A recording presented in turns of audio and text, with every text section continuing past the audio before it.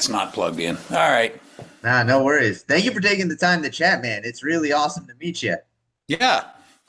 Hope you haven't been sitting there long. No, no, no, no.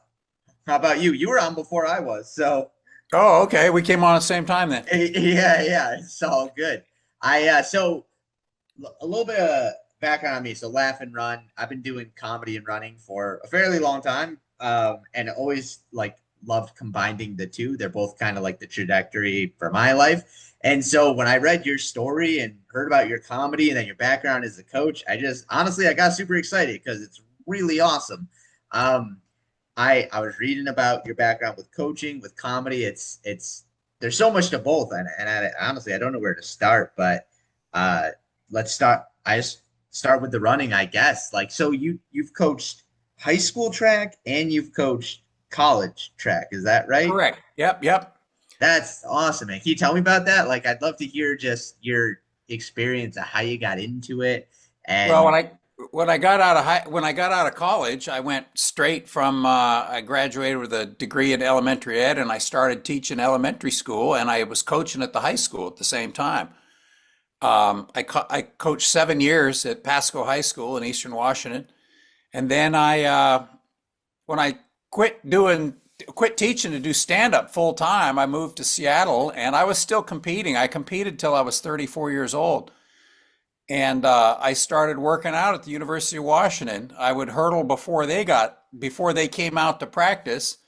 I would go use their track, and then the coach at the time said, "Hey, if you want to help my hurdlers, uh, feel free." So then I coached there for the next 11 years oh at the wow. University of Washington.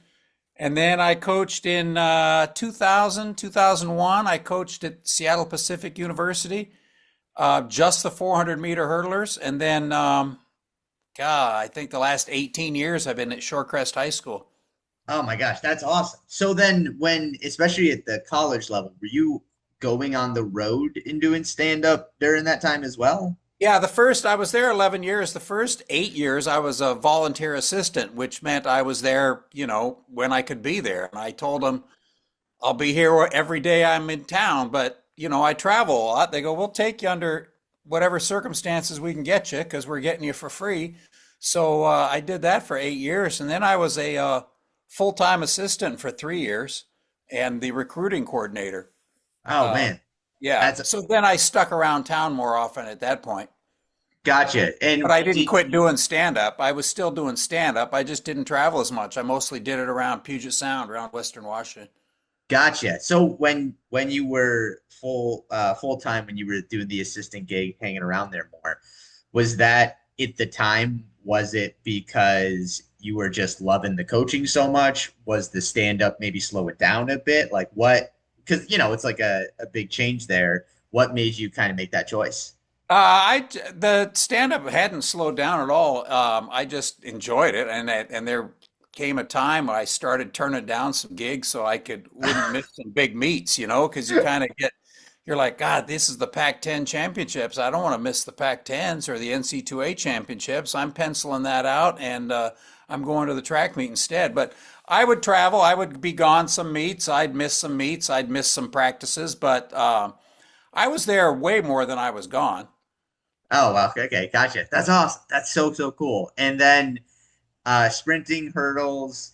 Did you tow in distance as well, or was it just sprinting No, and just sprints and hurdles. Mainly hurdles is what I did at the University of Washington. Same thing at the high school. I do just the hurdlers, and oh, I'm that's happy to do just the hurdlers. When I first started, I had the relay teams. I had all the sprinters. I've coached jumps before.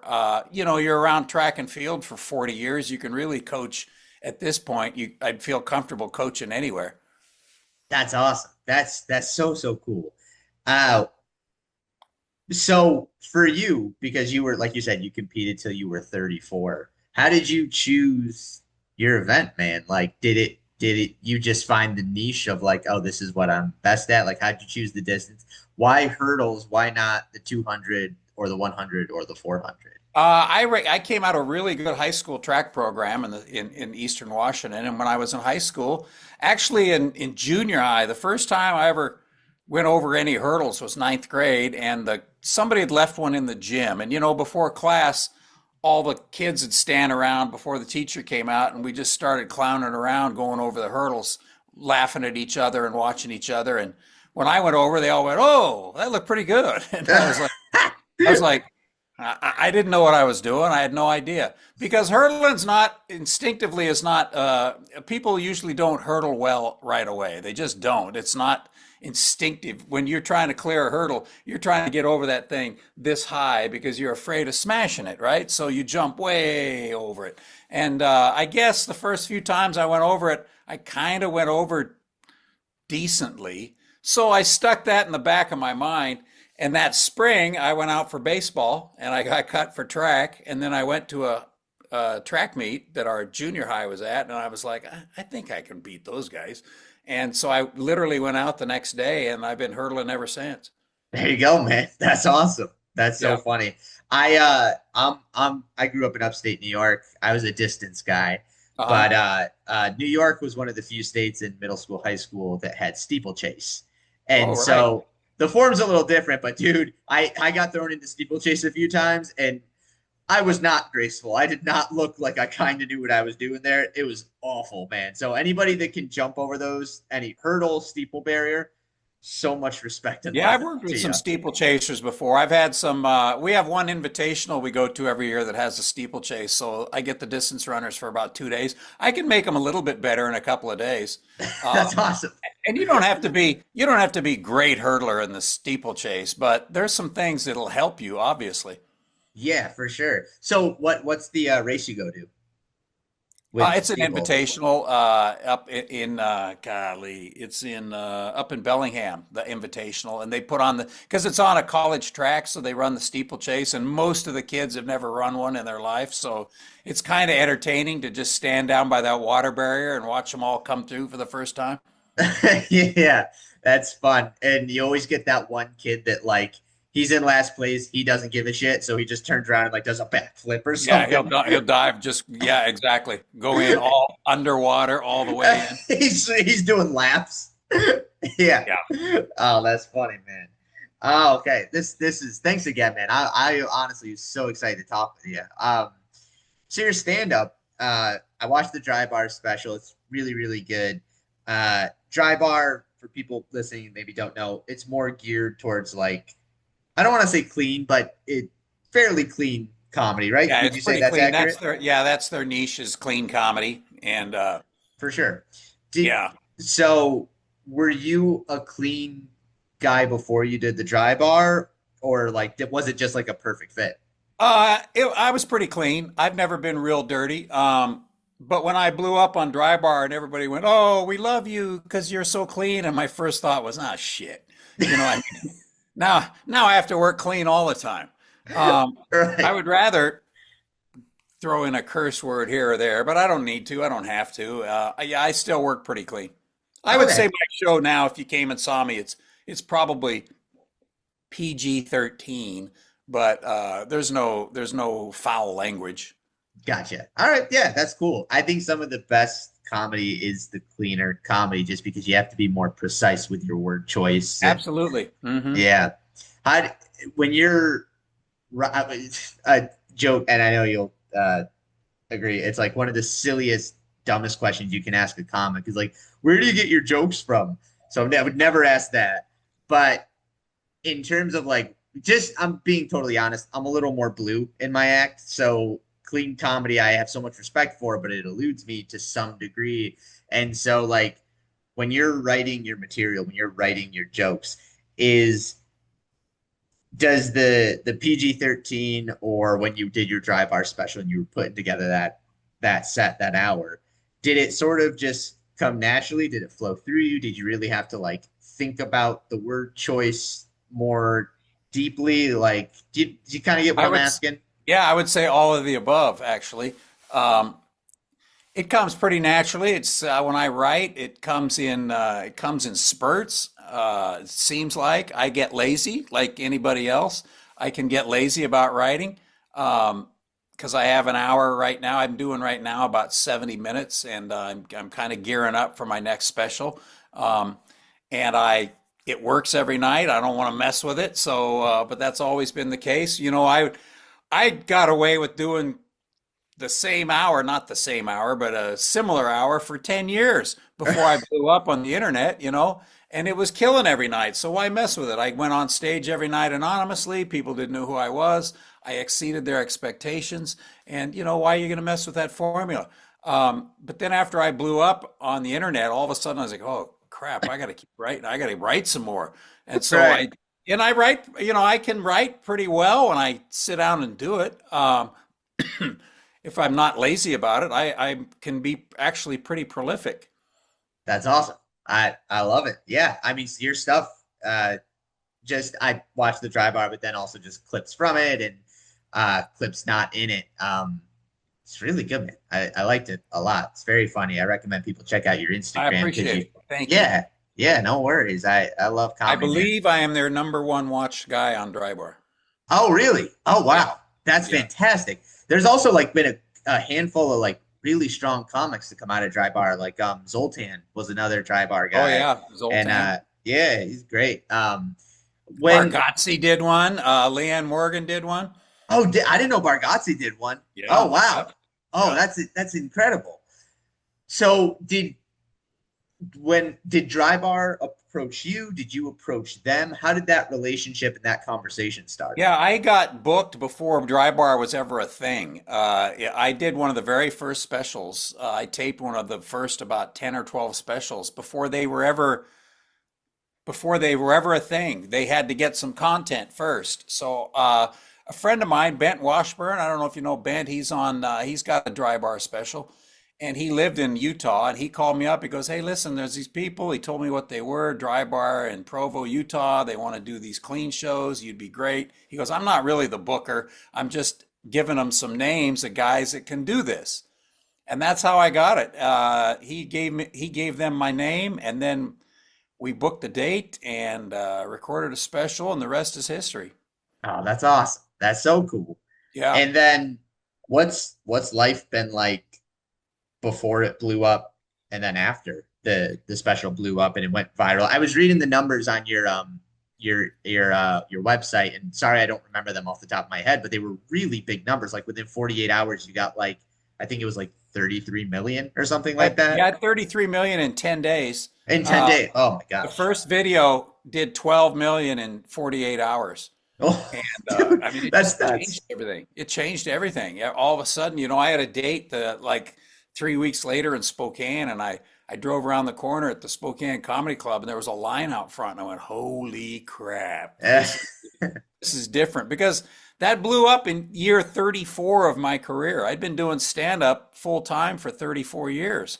And I was literally about to ease out and go away and just take less dates and kind of fade away when it blew up. So I'm like, oh, I guess I'm working more now. Nah, get caught fire. That's so Yep. exciting. So you mentioned you're working on a new hour for a new special. Do you know where that will live yet, or do you not want to talk about it yet? Uh, yeah, and Nate Land is the one producing it. Oh, all right, right on. That's Yeah, awesome. There yeah. we I go, think man. I can say that.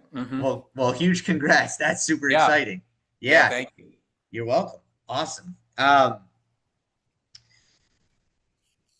That's so awesome. So another thing I read that just kind of stood out to me about you I thought was cool is that I mean you said it earlier, but like you stayed in um uh Washington Right. the your whole comedy career. You raised your kids there. Seems like, you had uh track practice, coaching, like you had a whole thing. What kept you from going to LA or New York? Just for context, uh, it's a little different today, but even 10 years ago, if you didn't go to New York or LA, it's like it's a lot tougher to really get that career going. And you did it and it's awesome, but like what made you not do it at the time? Well, I was early 90s in like 93. I did Evening at the Improv. I did A&E's Comedy on the Road. I did MTV Half Hour Comedy Hours. So I had three national spots in about 12 or 14 months. So I was getting a little bit of heat. And was kind of that decision, is it time to move to LA? And I'd been down hanging out in LA with some of my buddies, sleeping on their couches and, doing sets and stuff. And I was like, I don't really like LA. And we were thinking about starting a family at the time.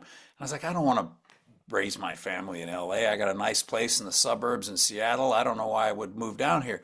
Um, and then our son was born in April of '94, and the day after my son was born, my wife was diagnosed with kidney cancer and given a 50% chance to live while we were holding our 24-hour-old firstborn baby boy. And that's when I went, okay, I'm taking this track job at the UW because I thought at the time I got a brand new baby and my wife may die. I can't go on the road anymore. I can't go be a comic anymore. My comedy career is over. I guess I'm a track coach now. And so I took the job at the University of Washington. They had offered it to me and I turned it down. I went right back in there and I go, I need that track coaching job. And so for the next 3 years, and my wife is fine, by the way, she recovered, she lost a kidney. We had another daughter 3 years later, uh, another child, not another daughter, another child. Right. And everything turned out fine. But for those next 3 years, then I just went, I'm not going anywhere. And I didn't tell anybody in comedy that I'd taken this full-time track job. Because once you tell anybody in the comedy business that you've taken a day job, they figure, oh, he's trying to get out of here. He's trying to leave. He's trying to quit. So I didn't Right. tell anybody. I just, when people would call me to do road gigs, I said, I'm booked that weekend. I can't do it. And I kept working. I went from doing about 180 shows a year to about 80 shows a year for the next 3 years. Oh. While I was coaching full time, but I was still making more money doing part-time stand-up than I was as a full-time coach. Yeah, coaching is not always the most lucrative. No, not at all. Well, I mean, I'm really happy your wife is okay. But Yeah. it's a beautiful And I story. always, and I stuck in Seattle because I was always making decent money. I was headlining clubs and I was doing corporate events around the country and opening for some big name people. So I had a pretty decent career without ever going to Seattle without ever going to LA or New York. And the people in the business knew who I was. Right. So I just figured if something comes my way, I'll be here in Seattle. Yeah, I love it. It all worked out, so it's Yeah, it all perfect. worked out. Yeah, and you probably got to be a little bit more. I don't want to. Probably more of a normal life for your kids growing up, and I Oh, feel like that's absolutely. always yeah. Yeah, absolutely. LA is a wild place. Yeah, I just didn't want to raise my kids there. Yeah. So when you're coaching and you're booking, did you do all the booking yourself or did you have managers, people represent? Yeah, I never had a manager or agent until about 3 years ago. Gotcha. Didn't have either one, always booked it myself. In fact, when I was at the University of Washington, which was great, I would book in the summertime. I would go book some dates and clubs in cities where I wanted to recruit a kid. There you go. So I would fly to like Denver, and the University of Washington would pay for my rental car, and and then I would do shows for 3 or 4 nights, and then during the day I'd go around and make home visits to these schools and people's houses and recruit kids. That's so awesome. Did the Yeah. kids you were recruiting, did they know that you were also a No, no, comedian no. doing They had stand? no idea. No, No? no. Did They learned anyone later, but at the time, no. how did they think it was cool? Were they kind of like whatever? Like what was the team like? Yeah, it was cool. When I was at the University of Washington, it was fun because, the kids, I would coach them. They'd come in at 18 years old and they couldn't come to a bar and see me till they were 21. So I'd worked with them for 3 years before they ever came and saw me. And then they're like, oh, you are great. And I go, well, I've been doing this for a while. I better be. Yeah, that's funny. That's fun. Yeah. That's also And good. it's a different persona than the coach. I Oh mean, yeah. I'm fun to be around and I'm clowning around at track practice, but to see you do your act, that's just something brand new. You know what I mean? It's a completely different persona for them. Oh, for sure. I a little different, but I work in the running industry. I just like you did with coaching. I have a day job and um, working for a running brand and interacting with all the people that I do. They're And like, you do. why don't you mention that brand? I just like to keep it separate Oh, okay. from Yeah, I'll tell you off screen, but Okay. just All yeah, I right. like to just keep it separate. But it is funny then because like people that know me will come to a show and they'll be like, "That was a different you. That was a funnier Yeah. you," and I'm like, No, that's "Yeah, exactly right. That's a different you. That's exactly right. yeah." That's awesome. That's awesome. That's so we're doing the Nate Land. Like, do you have? Are you just like loving it at this point? Just going up, like you said, like it kind of blown up. You're lying around the corner for Spokane Comedy Club. Right. Is the goal, the hope, just to keep it going and enjoy it? Do you have certain things you want to do before you say that's it, I'm retiring? Well, I'm actually going to cut way back in the future. I mean, this has been great the last few years. I mean, I was blowing up and then COVID hit, so we took 15 months off and then but a lot of people found me during COVID. A lot of more people found me sitting at home, found me, and I'm able to sell tickets now and it's nice and I'm making more money now than I ever have in my life. No. But you know what? Next March, I'm going to be 70 and I've lost both my siblings in the last 15 months. And the universe is telling me maybe it's time to go check some stuff off your bucket list. I'm going to keep working. I'm just not going to, I want to find what's the least amount I can work and still be sharp. And I don't want to be rusty, but I got to take time off. You know, I worked cruise ships for 24 years. And on those cruise ships, I worked all over the world. And there were times when I go, I want to bring Julie back here. That's my wife. I want to bring Julie back here. I want to bring Julie back here someday. Well, it's time to go bring Julie back there someday. So I'm going to take I'm going to get this special out for Nateland, and then it'll get seen, and there may be demand for me again. I mean, more demand for me again, but I'm just going to work less. It's time. That's for starters, sorry to hear about your siblings, but I love to hear that you're taking time for yourself and your wife's still around. Like you guys can still travel. Like that's really exciting. Where do you hope to take her? Just a couple of places. Oh, I mean, there's places in the Baltics, in Estonia, and Oh, nice. Finland and Sweden, which I went to, and in the South Pacific, I went to Vietnam, I went to Hong Kong on cruise ships. They're all Ooh, places I'd like to go back to. that's wild. When you're doing these cruise ship gigs, because sometimes those will be like sometimes it's like a week at a time, sometimes it's like a couple weeks at a time. Right. How long?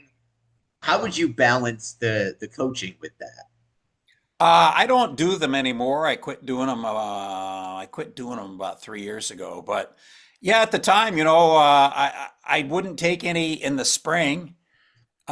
Because it was a week. So I would tell my agent, I don't want any cruise dates in March, April, or May. And I was not doing I didn't start doing cruises till 99, and that was after I'd been at the University of Washington. So, but I would often be standing out there, you know, Seattle in March, you're coaching and it's cold and it's crappy and it's rainy and there's drizzle and there's sometimes some snow. And I would tell the kids, because they're all standing around, right? And I go, hey, I turned down a cruise in the Caribbean this week for you guys. So let's see. I need to see some reps here. Get off our asses, start moving here. I need to see you because I could be in the Caribbean right now being paid to drink. That's awesome. Yeah, I mean, and that's and true. I mean, it's true. So I wouldn't work cruises in March, April, May. okay, gotcha. That's also so funny because they know you're not bullshitting. That sounds like a Yeah, made no, up that's thing, right. but No, they absolutely do that. I turned down a week in the Caribbean. I turned down getting to pay to make people laugh and drink and have a good time. Yep. I turned that down to be here. So if you guys quit yakking, maybe start going over some hurdles, that would help me out. I love it. Um, have any of the kids you've coached over the decades, have they gone on to be coaches themselves? Have you said like I'm still really close with like my middle school, high school coaches, and that was, I graduated 12, 13 years ago, and they're still some of my best friends. Like, do you have any of those relationships or connections? Oh yeah, lots of them, lots of them, lots of the kids I coached, especially at the University of Washington. A bunch of those kids went into coaching, and I see them at the state track meet every year. One of my former hurdlers lives near me now, and he coaches at one of our rival high schools. And I've been trying very hard for him to come take my place. Oh, okay. That's I'm trying to get him to come take my place. take your place. And do your did your kids get involved with track? Like, do they have any interest in the sport?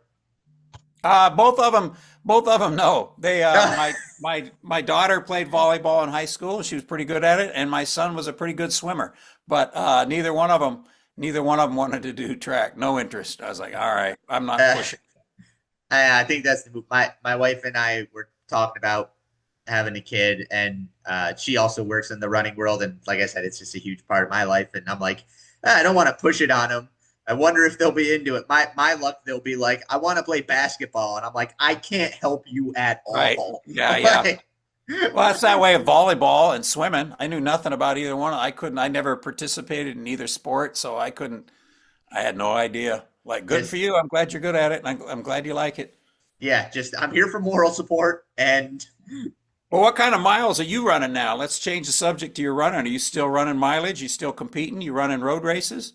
Uh, yeah. So right now, being totally honest, I had some like not great health stuff earlier this year, and now I'm getting back to it. I'm actually running a 50K this Saturday, but Ooh. yeah, I'm just starting to get back into like summer training, to be totally honest with you, and like I've been consistent all summer. Um, I made there's a weird sport called winter triathlon. Have you ever heard of it? Oh. So it's run, bike, and it's cross country ski, and the whole Oh, sport okay. is on Yeah. snow. I qualified for the U.S. team a year and a half ago for the World Championship, which would have been this year. Ended up not going because of the health stuff and then like financial stuff around that. Right. But might get back into it eventually. So you're Right pretty now, fit and you're running. Yeah, you're pretty fit. yeah, Yeah. just trying to enjoy it though. Did Like you run in college? Where did you compete in college? I did. I ran at Iona College, Uh-huh. which the sprinting program wasn't much when I was there, but the distance program was really, really strong. Oh, good. Yeah. Um, and that was cool. I mean, I was like, yeah, it was great. But right at this point, like, just so Laugh and Run podcast, I also like this is my first year going on the road and like getting to headline and go to these different cities and communities. Right. And I do my Laugh and Run show, and we do like a free all paces welcome group run before the show. I partner with a running like team or Oh, community cool. there. Yeah, and then we do the Yeah, show, is and that it's doing pretty well? Are you getting some people to come out? yeah. So I was in Utica, New York for like a week or two ago. I don't know. Sorry, it's crazy, but I was in Utica, New York a week or two ago, and the show sold out, so that was pretty Oh, that's cool. And great. Yeah, yeah, yeah, yeah.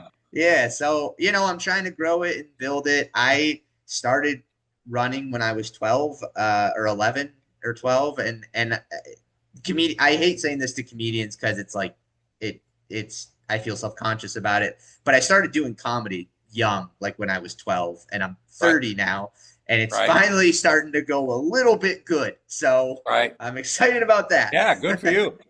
Thanks, man.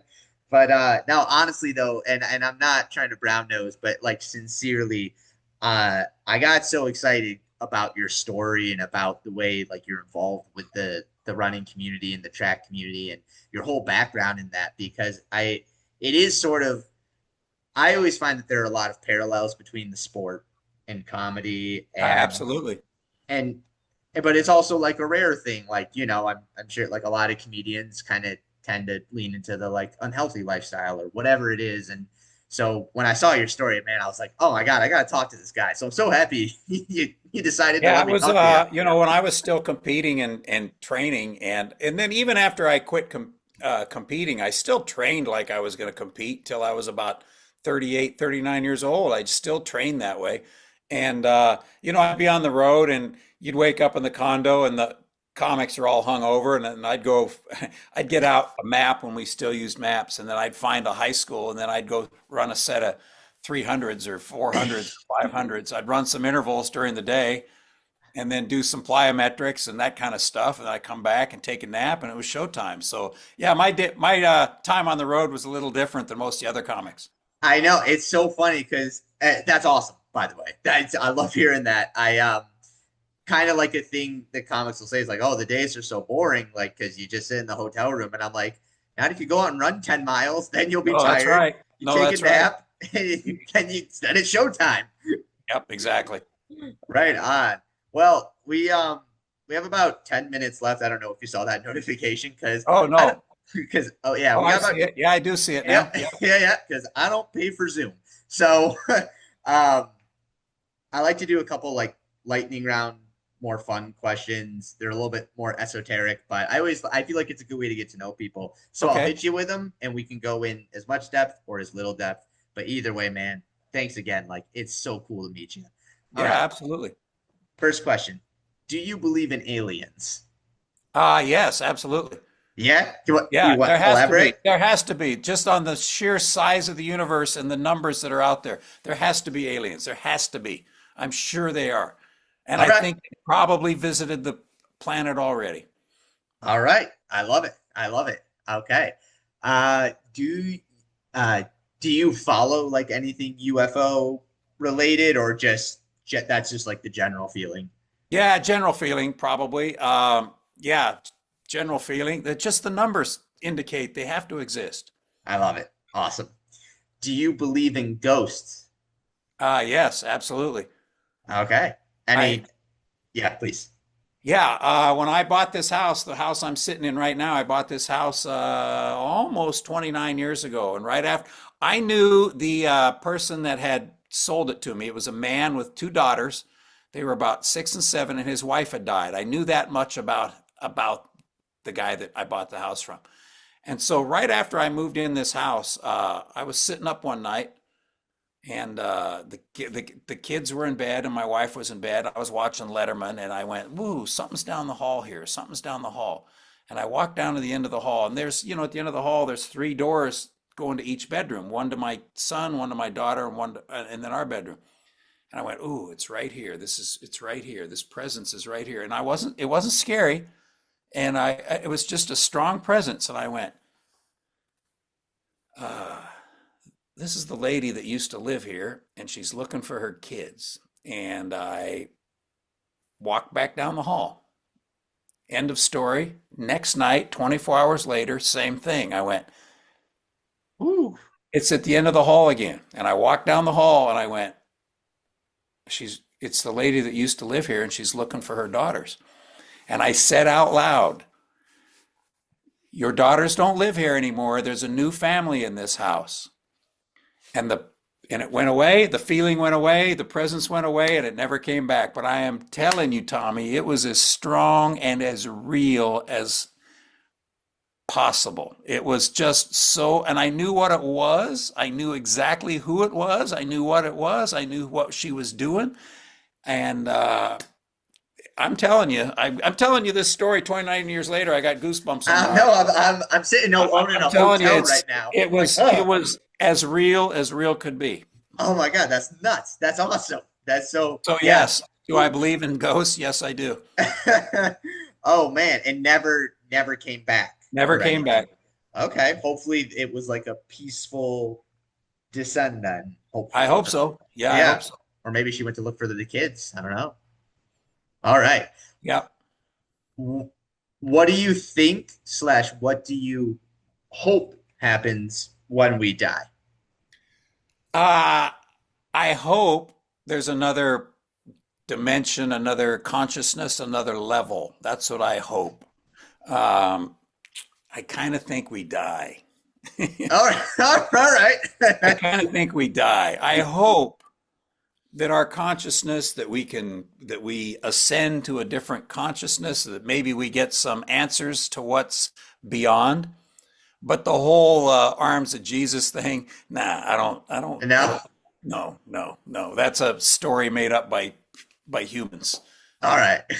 All right, cool. All right. So here's a question I feel like I could really only ask you, but want to get your Okay. take, and we can end it on this one. All right.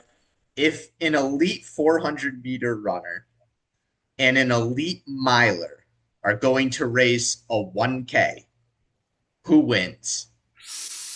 Right? I think the miler wins. So, I think the elite 400 person can hold them off for 800. okay. All And I right. think the elite miler just sits on their shoulder And just and kicks. and then the last 200, they just go bye-bye. Uh, I I think no, no. The 400 guy, no, he can't go 1,000. He can't go 1,000 meters. There's no way. yeah, if it was 800, I feel like he'd probably get him. But Depending on the 400, because elite 1,500 guy can run a. pretty quick. Yeah, that's true. Yeah, they might be a 148 person or something like that, and it just That's true. depends. It's Yeah. pretty, but it just depends. But no, the miler's going to beat that sprinter at 1,000 meters every single time. Yeah. I was trying to think of like a good middle ground, because there's always that debate of like a 200-meter runner will be like, yeah, but if I race you in like a 600 Right. and the 800-meter runner's like, let's go. Actually, that probably would have been a better one. A 200-meter runner, an 800-meter runner, and they're running 600 meters. I think that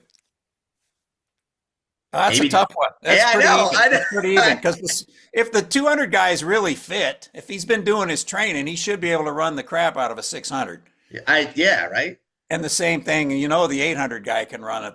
It just that's going to be pretty competitive. Yeah, we should set this up. This Yeah. Well, your not last me, your not me last anymore. your last show before you retire and travel the world with, you said Linda, your wife? Julie. Julie, I'm so sorry. Linda's your other wife we don't talk about. Yeah, that's the other one we don't talk about.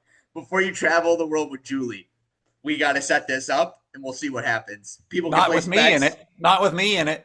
No, no, no. What, we'll get two elite people. Okay, there you go. Yeah. Yeah, yeah, yeah. Count me out of it. I don't play that anymore. No, no. All right. Brad, thank you so much, man. Seriously, it was absolute Bet. pleasure. Thank you. I appreciate it.